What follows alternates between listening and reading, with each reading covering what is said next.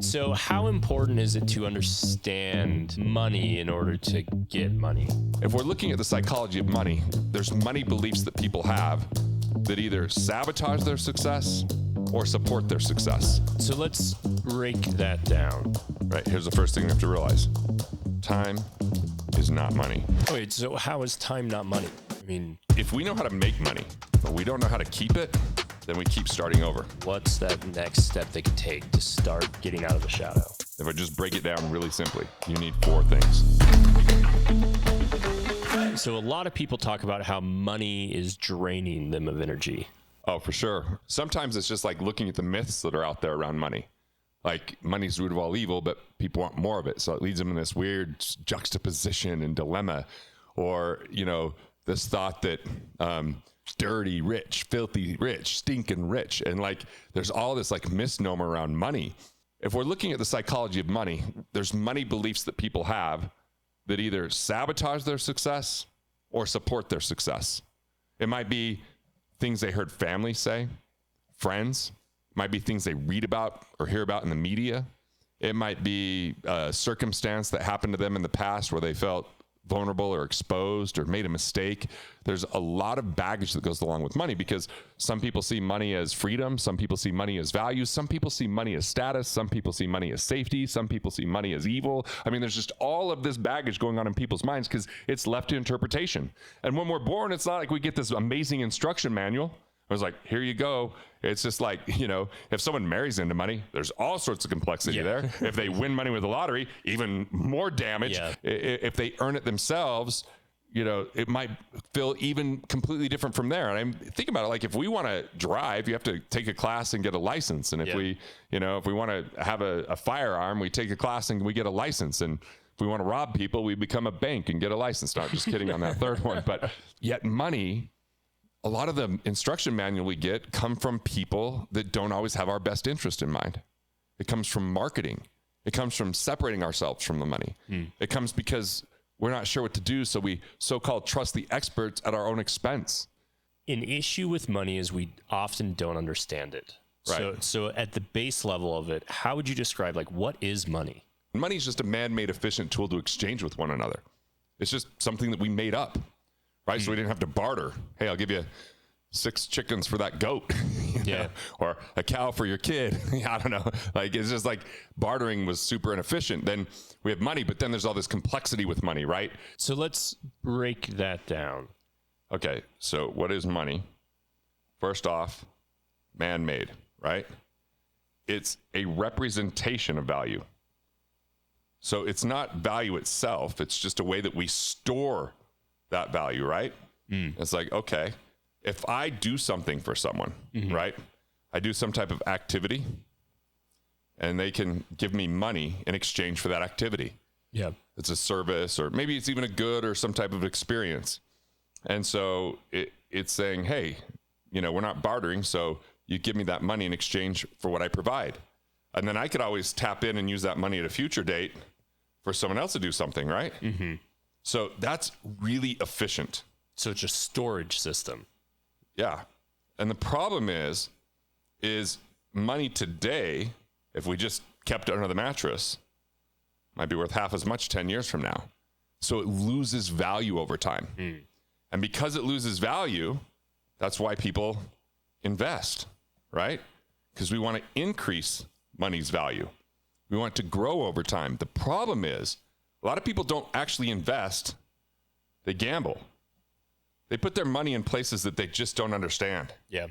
Right? And then all of a sudden they have loss or they have fees, right? And that loss could actually impact their mind. They go, oh man, I feel bad. I was on a flight one day and the stock market had really gone down a lot. I remember it said that there was $1 trillion lost in the stock market that day. And someone was popping Valium with alcohol. Because of the loss. Jeez. I was like, dude, so we just have inflation, we have fees, we have volatility, we have loss, and there's all of these things. And a lot of people just go, oh, money's so complicated. I just have to trust someone and I'm just going to hand that money over. Here you go. And then hopefully in the future, they give me more money.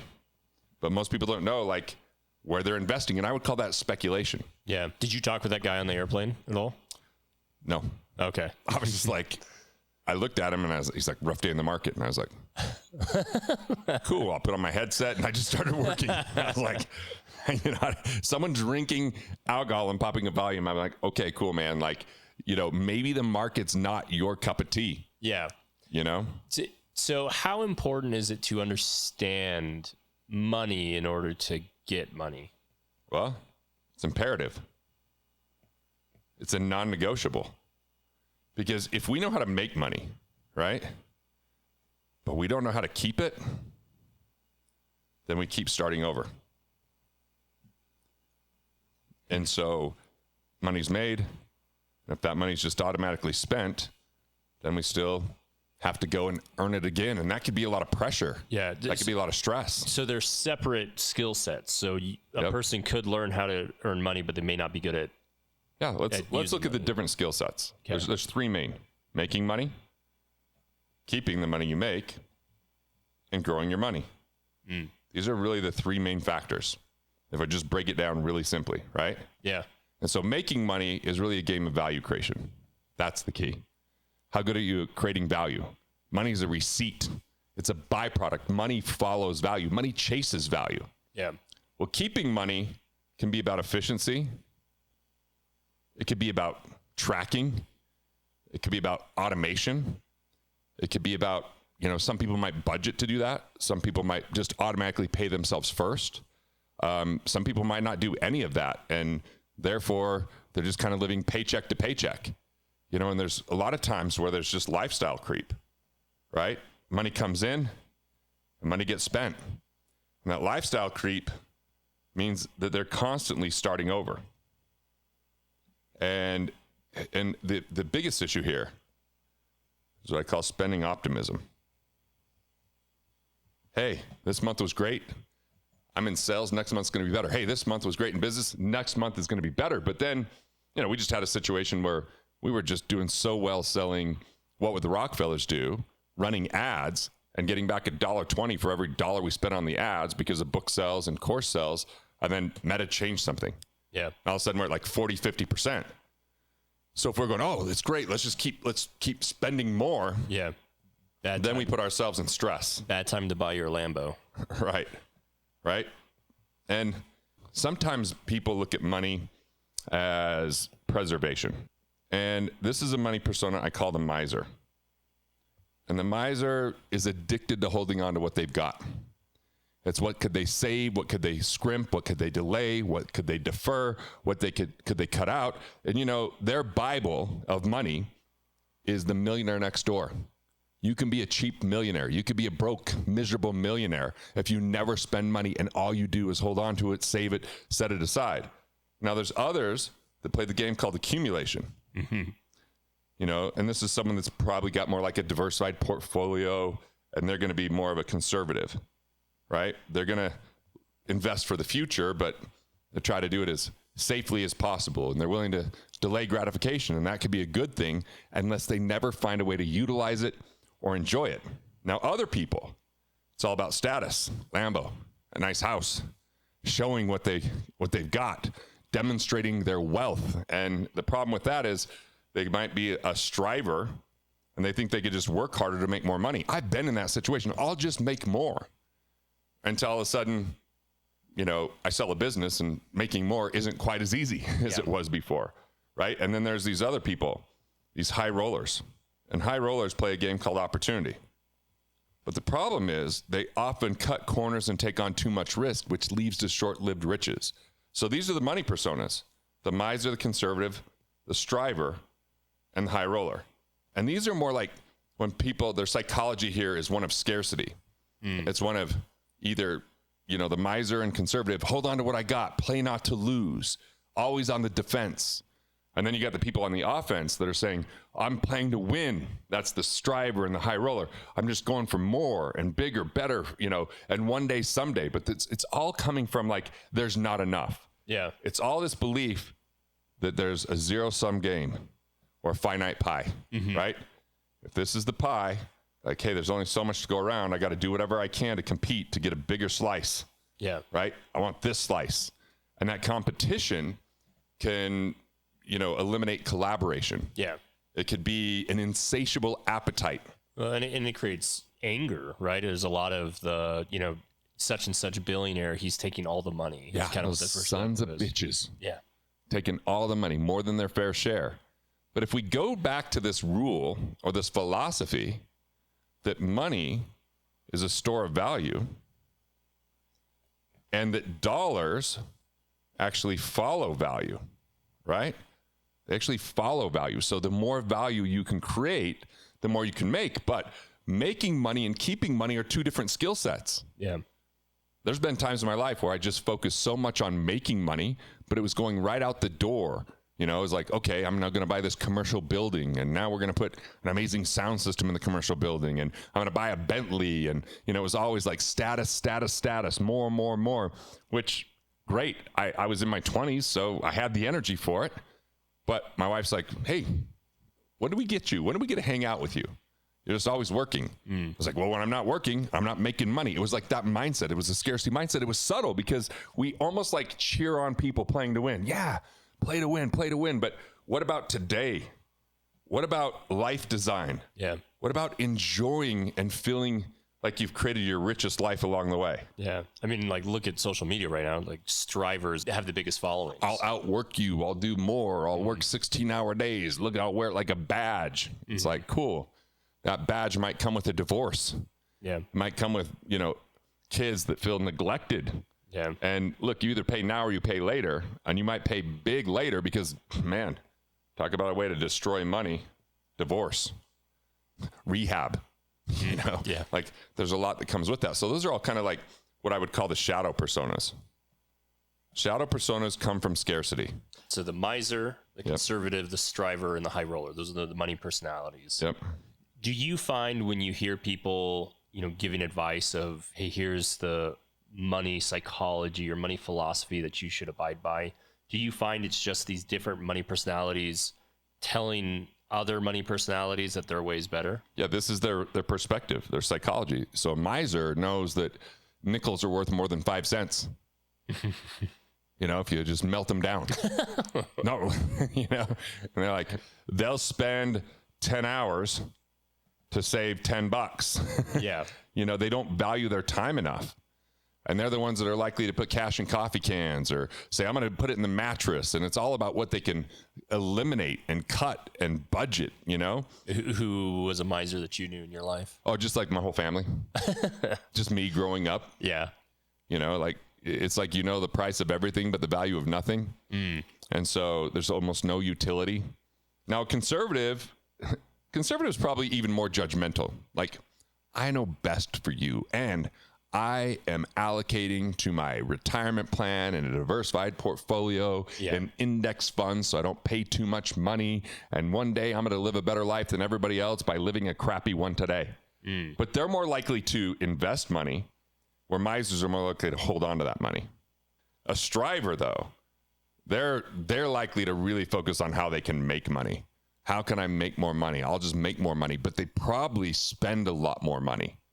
And they're willing to demonstrate that well. So they're not going to they're less likely to buy a used car. But a conservative is going to be like, if I buy a used car, look how much I save. Yeah. And they're going to like shop for cars. And a miser might have a car that's breaking down. Yeah. Or say, I don't need a car. We'll share one as a family. That's just kind of that psychology. Or borrow my cousin's. Now, high roller, they want to make money on their money. A striver is probably going to put it back into their business, right? Or find ways to invest in themselves to make more money, where a high roller wants to make money on their money. And they might use other people's money to do that. They might get involved in really speculative investments. They're not like the conservative. They're not going to have a diversified portfolio. They're going towards private investments. They're going towards like bigger returns. They're looking for bigger payoffs. And so they're going to be up and down, right? They can go from making so much money, but they're still going to spend a lot of that money. They might be the life of the party.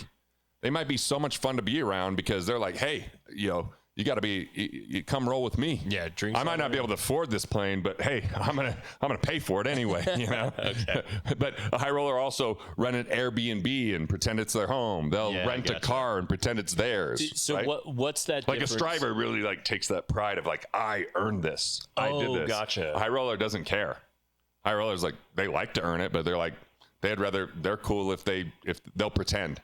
They're more likely to lie about it. So, gotcha. So the striver, like for them, it's important that it is actually their car. It's not a Turo car that they're pretending. Yeah, that would be a big distinction between the two. Okay, gotcha. Yeah, like a high roller is more likely to be like a one-upper and a name dropper. Yeah. Right. Where a striver is more like, hey, I worked my ass off for this. Yeah. I deserve this.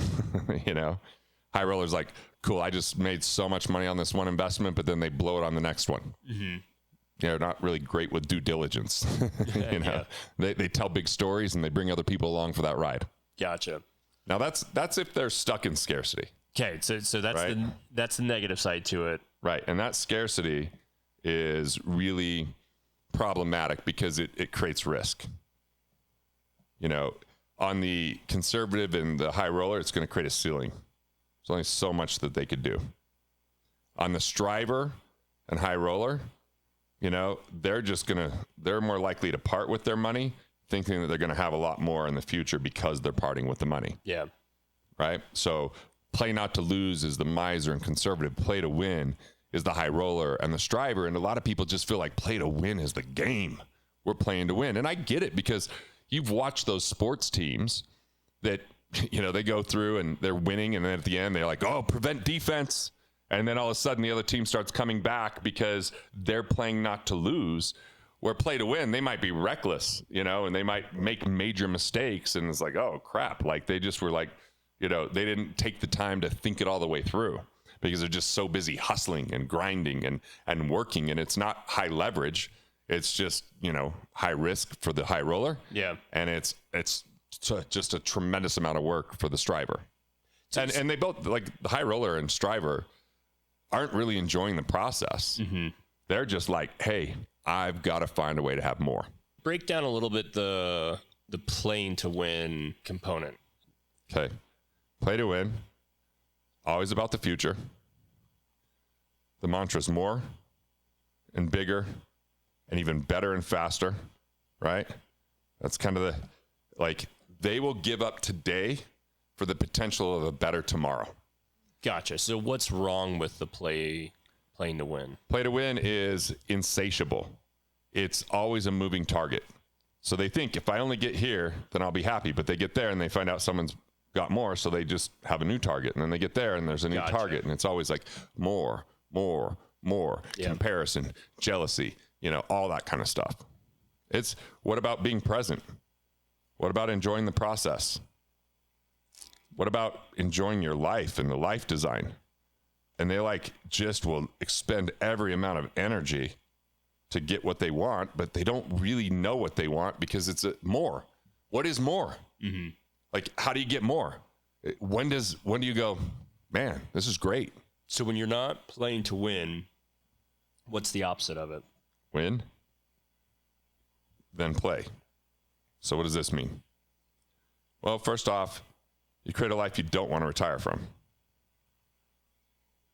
You don't want to retire because you're like, I'm enjoying the process. The win is in the work. You fall in love with the journey, the process, very Zen kind of thought process there, right? How do I enjoy and how do I become more present? And win then play is you design a game worth playing and then you've already won.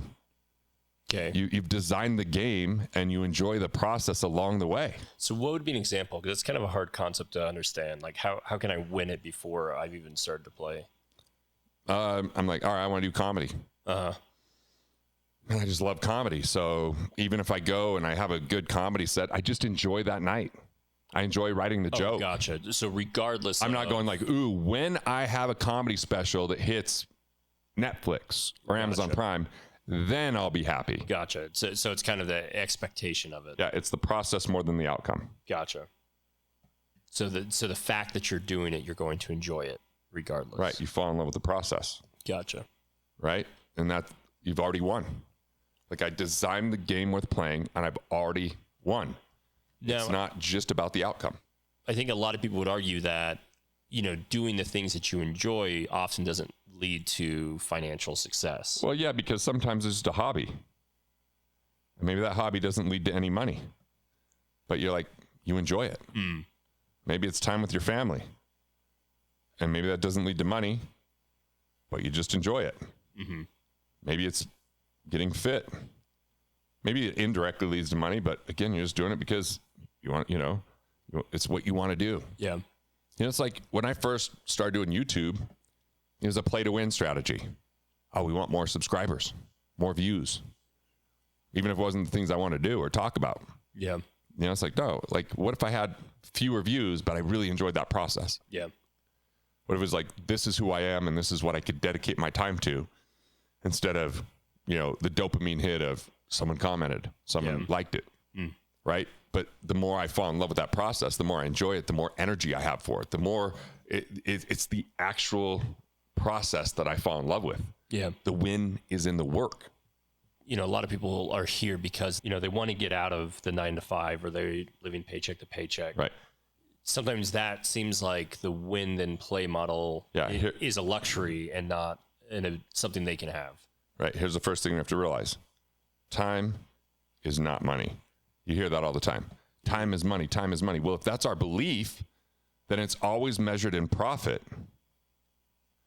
not in progress, not in enjoyment. It's all about just the outcome. Okay. Right? Now, what if you could make your purpose profitable? But what if that wasn't as profitable? Like, look, when I graduated from college, I could have went and worked for an investment bank. Very profitable. Yeah. But everything that I was asked to do, because I got offered these jobs, I didn't enjoy. They're like, oh, you'll be part of the institutional investing team. You'll take people out to golf. I'm like, I don't like golfing. Like, you'll help with, getting people in these investments. They weren't investments that I believed in or wanted to be part of. And yes, it would have been extraordinarily profitable, but it wouldn't have been enjoyable. Oh, wait, so how is time not money? I mean, well, first off, the problem with thinking that time is money has us measure all of our activity based upon what we make. And ultimately, think of it this way.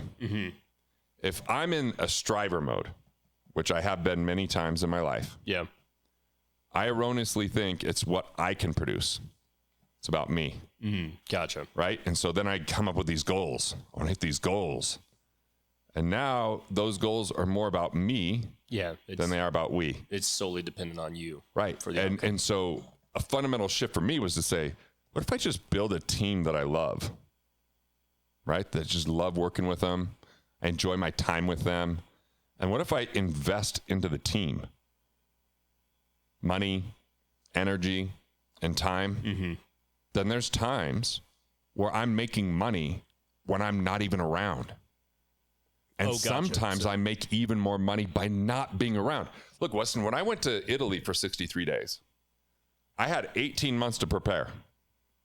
And what that meant was I had to learn to delegate, which allowed my team to grow. See, before I did something like that, it was always about what can I do today? How much harder could I work? What things am I doing? And then they're kind of handling the tasks and supporting me instead of saying, well, what if we work together on this? And when I was gone, the marketing team, after 2.5 weeks, figured out how to get leads without my involvement. They matured. Yeah.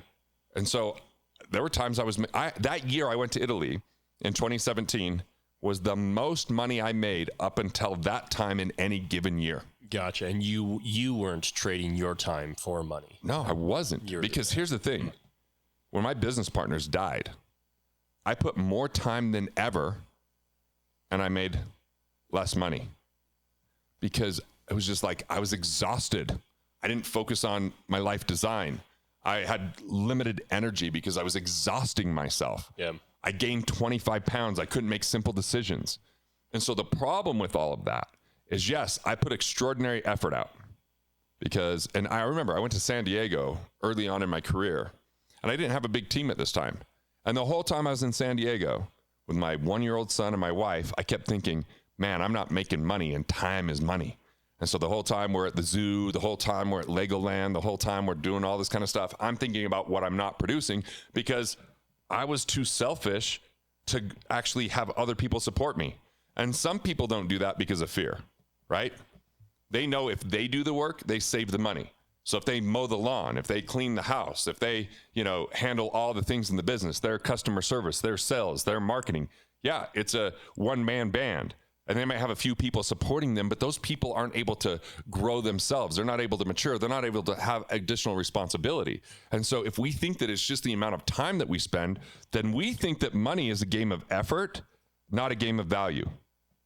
And that is confusing to the mind, because then we think anytime we're not putting forth tremendous effort, we do very low leverage things, and we limit our value. We hit a ceiling because there's only so much that we can do on our own. Win then play is opposite of playing to win. And it seems like playing to win is where those scarcity money personalities come from. What's I guess the equivalent of money personalities, but with the win then play philosophy?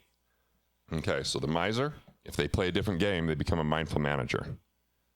A mindful manager is detail oriented.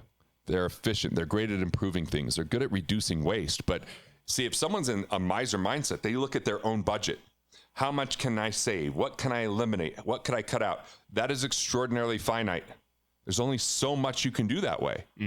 But if a mindful manager goes into an organization and says, hey, are there softwares that are less expensive? Are there things that we're doing that aren't profitable enough? And they go through meticulously and find those things, they can add to the bottom line of that organization, and everybody can win from that in a more infinite game, because it's about value creation, not just reduction. So I'll say it this way. We produce more than we reduce, right? Yeah. Like that's the key. And so the mindful manager, detail-oriented, efficient, great at improving things, that's awesome. They learn to be more resourceful and inspire other people to do the same. Or instead of being the conservative, they become a planner. A planner's stable, they're thoughtful, they're strategic. They can monitor the effectiveness and efficiency of any initiative. And again, it's about how do we add more value to the world? If dollars follow value, it's about how do we expand our value? How do we become value creators instead of misers, or instead of myopically in the conservative mindset, just holding on to everything that we've got? It's a different mindset. It's expansive. Yeah. Yeah, and so we could even go on the other side here, instead of a striver, you become a creator. Creators are innovative. They use ingenuity. They pave new pathways for people to create value together. Or instead of the high roller, you become a catalyst. And a catalyst is a visionary, a connector, a mover and shaker. They think and play big and show other people to win with them. Right? So that's the key. Like a catalyst, if they try to get into the how and when, if they get into the details, it exhausts them. It's not who they are, but they can initiate things. They can dream big. They can create a bigger container in which to create value. But again, we have to get out of scarcity, of isolation and fear, doubt, and worry and belief of like, what can we just cut back, eliminate, and instead think about what we can create together, how we can add more value, how we can serve more people, how we can solve bigger problems. And I got to tell you, then more people win. There's more wealth created because more velocity occurs, more exchange, and it's exchange that creates wealth. So if I have $1 and I'm just trying to save at least 10% of that, then 90%, goes out for whatever expenses, then I have 10% making me some money, and I try to grow that for 30 years. That's what a miser or conservative might do. But in exchange creates wealth, I might take the money. I might start by investing it in myself so I improve my skill sets. But then I might invest in my team so that they have more capacity. And then we grow the vision. And then we're actually adding more value by reaching more people, or more deeply impacting the people we reach because we've developed skills. We've got capabilities together, and then all of a sudden, we have more exponential opportunity. Gotcha. How do you go from the play then win money personality direction to this win then play? Vision is the win. What's a vision you could dedicate your life to? something that compels you and calls for the best skill sets that you want to either develop or that you already have that you're willing to invest in. And then value is your way. Value is the way that you get there. Then what happens is dollars are merely a byproduct of that value, right? And what happens is prosperity becomes your state of being. You're not governing by fear. You're not governing by scarcity. You're not, I hate this term golden handcuff. You probably heard golden handcuffs, right? Yeah. Golden handcuffs, like someone's not going to vest their pension. Someone's not going to vest their match on 401k until they've been with someone for a long time, or they're giving them benefits so that they feel like they have to stay. Yeah. We have this epidemic of people that are just not enjoying the work that they do. They're disengaged. They're doing things they hate just because they feel like that's what they've got to do to create stability and security for their family. And you're getting only a piece of what they're capable of. And a lot of that comes from goals without vision. To me, a vision is beyond your current reach. Like if I can personally get there, it's not a vision.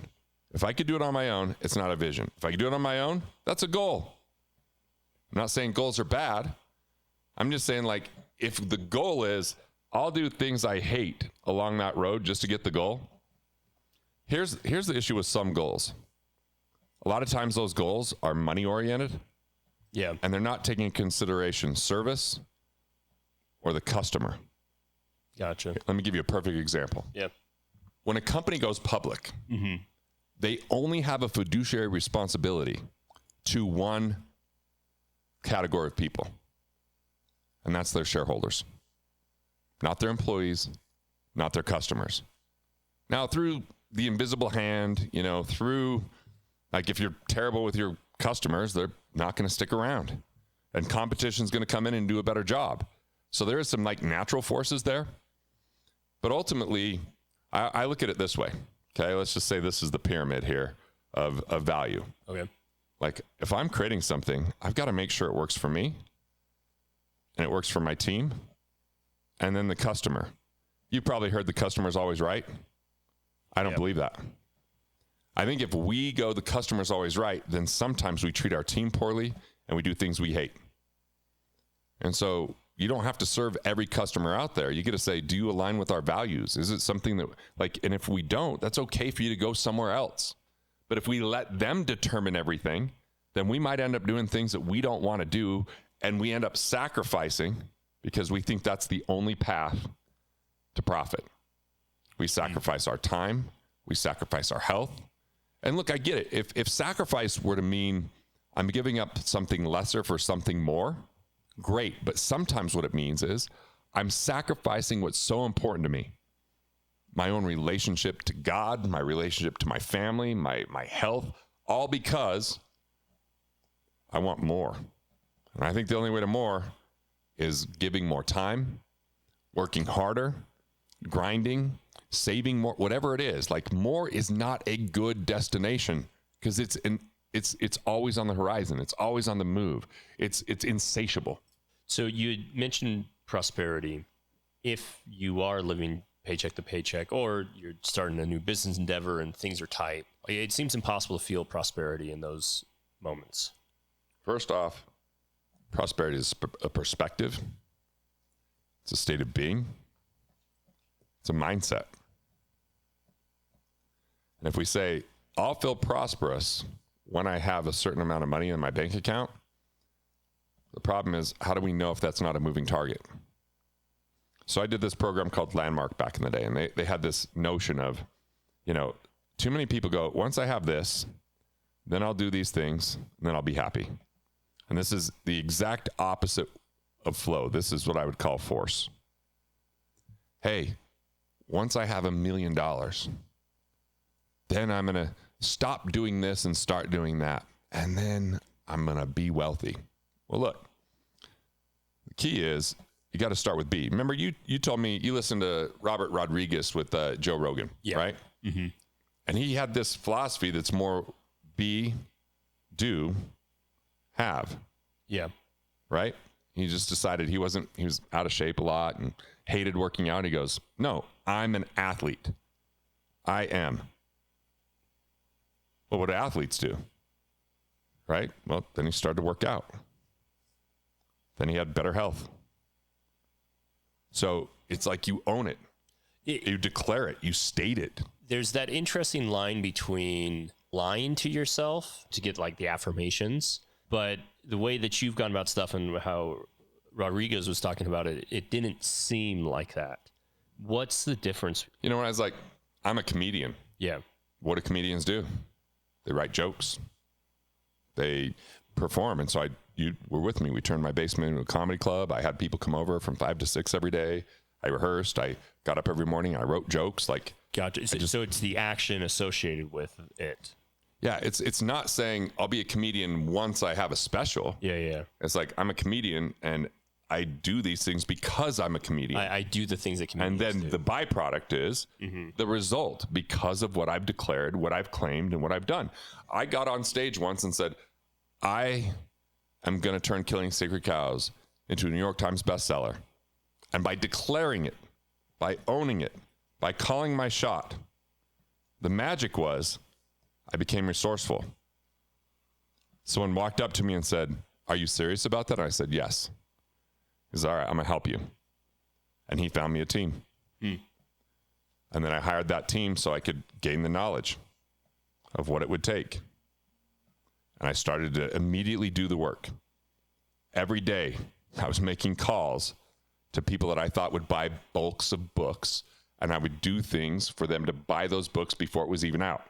Back in those days, I created a CD. I did a teleseminar series. I would do live in-person events if they bought enough books. I basically started doing these things because I said, I'm a New York Times bestseller. And then I made the New York Times because I got committed to it. Yeah. See, a lot of people get confused and they're interested in things. Well, I'm interested in comedy. That's different than being committed to it. Yeah, I would probably say the same thing for wealth, right? I'm interested in being wealthy versus committed to being wealthy. It's like people that are interested in being wealthy often don't do the work to become wealthy. Yeah. They don't create their financial intelligence. They don't build a plan. They don't increase their financial IQ. They don't learn to be a better investor, right? They just simply wish that it's going to happen. They hope that they'll just be lucky. It's just inevitable that they're going to struggle because they haven't committed to it. But if you commit to it, you actually do the work. Yeah. I do, eventually have. I mean, it's not a transition from your money personality. It's a shift in the money personality. It's a flip. It's a flip. Yep. It's a flip from our shadow to our winning persona. How, I assume you've gone through that. Oh, for sure. What's involved in the flip? As soon as I have something like, I want to write a book. Yeah. So that's what it is. Okay. My first step is I'm like, okay, who's my co-creator? So I have a book that I've written a manuscript. It's using humor to teach personal finance. And so I had Marcus work with me on it. And now I have my second co-creator, AJ. I just paid her because she's brilliant. She wrote Write a Must Read. She helped me with Money Unmasked. She's phenomenal. So we're going to do a 1.5-day retreat, right? That's phase 2, but she's my co-creator. But then I also have to say, all right, what am I going to delegate? Well, what I have to delegate with this is I have to delegate the editing process. I have to delegate the illustration process. I'm not, as you can see with this handwriting, right? So I got to start delegating some of these pieces as time goes on. Yeah. And then finally, I'm gonna have my full collaborative team. So I'll have the designers, I'll have the marketing team, I'll have promoters, right? I'm my own publisher, but Ripwater will publish it. So collaboration is I'll develop a world-class team, because even like if you look at the biggest channels on YouTube, it's not one person. You might see the one person, but they have a team behind them that allows them to perform at the very best level. If you watch a comedy special at the end, you'll see, directors, writers, set design, camera, like you just, if Netflix doesn't automatically push you forward, I always like to look because, as you know, a bunch of the people that helped me with the comedy special, I see them on all these other big specials and it's like, oh yeah, If someone's like, I want to get my financial house in order. Well, who's your co-creator? Like I do a lot of co-creation right here in this, table in this chair with these cash cabin one-on-one immersions. And I'm going from A to Z in their finances, in their money blind spots and blocks, in their life design, in like their richest life. We're going through that from A to Z. I'm co-creating. And then second thing is I'm going, all right, who are we going to delegate the most important things, the top 5 things, who are we going to delegate to? And we start to build that team out, right? The collaboration. Yeah. Is when we get all that team to work together. So what's the difference between the co-creator and the collaboration? We have one-on-one and one-to-many. Oh, gotcha. So the co-creator isn't necessarily so let's go to comedy. Stuff. Co-creator, Marcus and I. That was the co-creation. Delegation, I offloaded a ton of stuff so I could really focus on it every day. And collaboration, Barry Katz was my executive producer, Marty Callner, executive producer.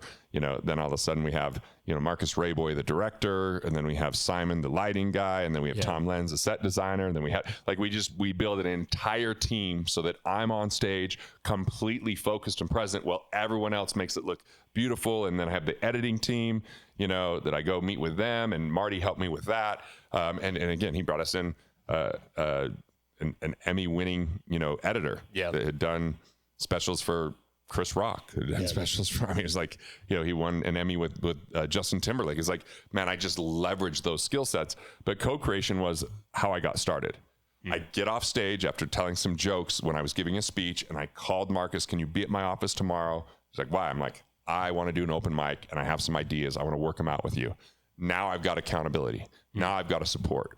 And that's the key. That co-creation is the one-on-one. And when I'm writing a book, my co-creator might be my primary editor, so that when I'm stuck, I can call them so they can give me feedback along the way. And then when we get to collaboration with a book, I'm telling you, like, we get reader group. We get like 40 people to read the book and give feedback. What chapters do they like? What don't they like? What's missing? What didn't they understand? Like collaboration, a lot of people don't get to that place because they're afraid of feedback, because they don't want to get their feelings hurt. Yeah. But we need honesty in order to progress. And this is a formula that works in business. It works in projects. It works in vision. Like, that's the thing. In today's world, what's cool is your co-creator might be ChatGPT. Oh, gotcha. Right? You could go and get tons of feedback from ChatGPT to get things going if you don't have a lot of money. So the co-creator is more about feedback and ideas and less about them doing the work, versus collaboration is a little bit more about sharing the load. Yeah, like I'm just working, when I was working with Marcus, I'm like telling him jokes and he's like, "It's not ready. Let's trim that." Feedback oriented. Do you have some let's tag that. Like, let's go deeper. There's ways to make it fun. It's like some people, their co-creation as comedians they get on stage, they have notes, and they see the crowd's reaction. I've seen a lot of comedians do it that way. Yeah. Like, everybody has their own process. Yeah. But if a lot of times the people just don't have a co-creator, then they get stuck. And so what I use is called the cycle of creation. This is I think it's chapter 5 in Money Unmasked. So let's just say I have an idea, whatever that idea might be, new book. So I want to make that a concept. I make it a concept when it's shared, when now I can have feedback. And the way I get to that is I use mental capital and relationship capital. Mental capital, look, Chris Rock notoriously, he'll go and do a set over and over, and get that feedback from the crowd. But then he'll eventually get like 5 comedians and get them to critique it, give their feedback. Yeah. And it's like, that's pretty cool. And then what I want to do is I want to build a framework. So framework, when it's a book, I'm going to have like the designer, the, proofreader. I'm going to have, I'm going to get like, where can I delegate things that I'm not the expert in? And then what you have is you have the product, the service, or the experience. And then you go through another cycle. How do I improve it? Right? And you just keep going through those cycles until it's ready, until it's complete, until it's released. So going back to the psychology of money, how do these steps help you flip the money personality? So first off, the psychology of money, we have to know our worth and know our value. A lot of people have a lack of confidence. a lot of people, they, like in the book, Adam Grant wrote Give and Take, and he said that there's givers and there's takers, and there's, givers are at the top and the bottom. Takers are in the middle. Yeah. People that give and don't know their worth get taken advantage of. So they might give, and then someone doesn't give back, and give and they don't give back. And eventually you're like, okay, this doesn't work. I'm creating entitlement. They're not helping me advance my mission, vision, or value. And so you've got to know that. The second is we've really got to find out what myths people believe around money, and we've got to unplug those so that people have permission to succeed. Because if they don't handle these things, then it could sabotage their success. Yeah.